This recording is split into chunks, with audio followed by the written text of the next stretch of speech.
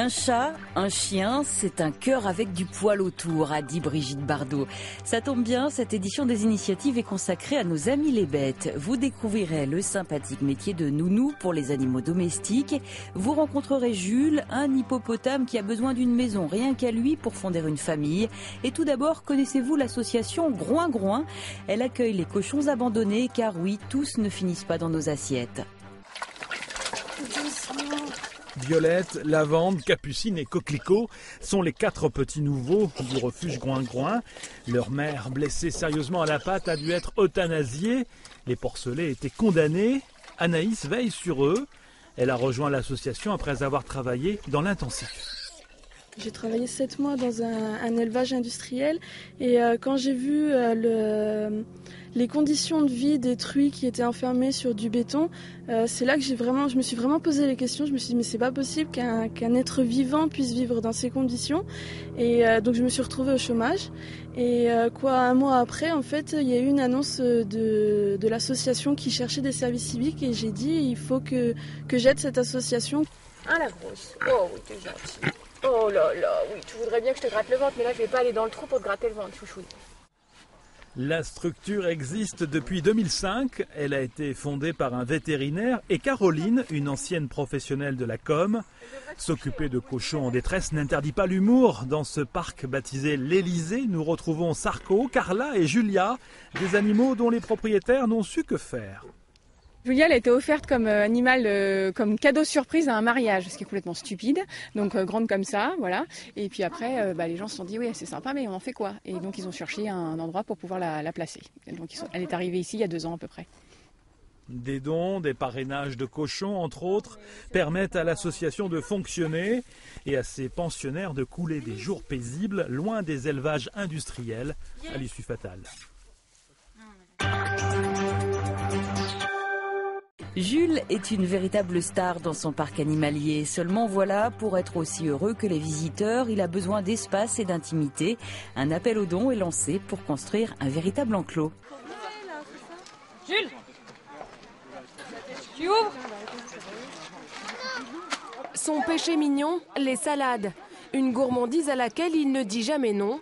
Depuis 18 ans, Jules cohabite dans cet enclos avec 5 autres chèvres et même, depuis peu, avec un petit bébé canard. Beaucoup de travaux de rénovation ont déjà été faits par le passé, mais les responsables du parc animalier ont décidé de mettre les gros moyens pour construire un environnement au plus proche de son habitat naturel.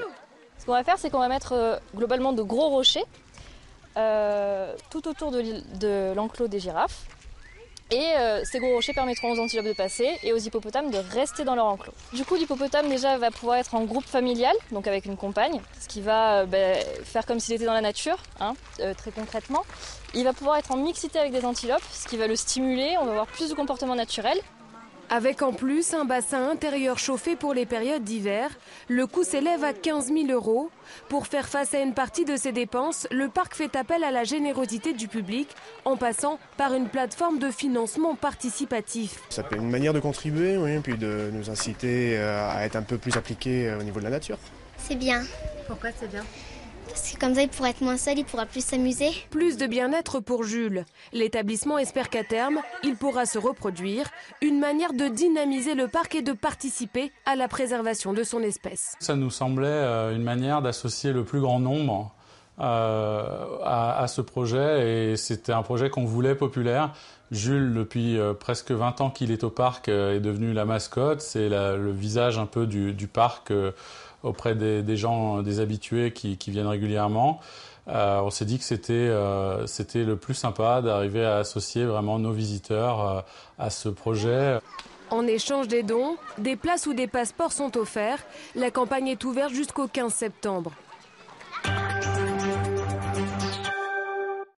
Votre chat ou votre chien, vous l'aimez, mais parfois, vous ne savez pas quoi en faire pendant vos vacances.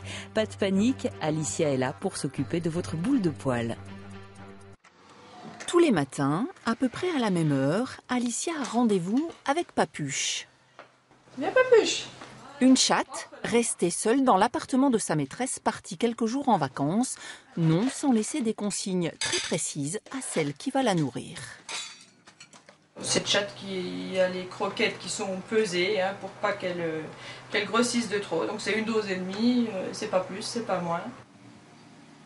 Nourriture, nettoyage de la litière, jeux, Alicia s'occupe de tout. Elle qui imaginait créer une pension au départ se rend compte aujourd'hui que ce mode de garde est parfaitement adapté, en particulier aux chats. Les chats sont plus attachés à leur territoire qu'aux gens qui y habitent. Donc pour une courte durée, c'est la solution idéale, ils gardent ses habitudes. C'est à la carte, là c'est tous les jours. Il y a pour les budgets un peu plus maigres, je vais passer tous les 2 jours. Et pour les clientes les plus pointues, ça peut être 2 fois par jour, même pour un chat. Et les prestations, elles coûtent combien en fait? Donc c'est au nombre de passages. Un passage, c'est 9 € pour un chat. Moins cher qu'une pension, avec des petits services en plus, prendre le courrier ou arroser les plantes par exemple, de quoi rassurer les propriétaires absents. Alors là, j'envoie un SMS à la cliente pour lui dire que les chats vont bien, qu'ils mangent bien, que tout va bien, qu'elle peut passer de bonnes vacances. Pour les chiens, le service est un peu plus cher car il faut promener l'animal régulièrement. Sans Alicia, cette petite chienne n'aurait sans doute pas pu rester avec son maître quand il a trouvé un emploi en Suisse. C'est une personne qui travaille tôt le matin, qui finit tard le soir, donc je viens couper la journée entre midi et 2. Et vous passez combien de temps avec l'animal? Pour le chien, là, c'est une demi-heure. Un travail qui permet aussi de rencontrer directement d'éventuels nouveaux clients ou de convaincre de futurs propriétaires qu'ils peuvent prendre un animal de compagnie sans se priver de vacances.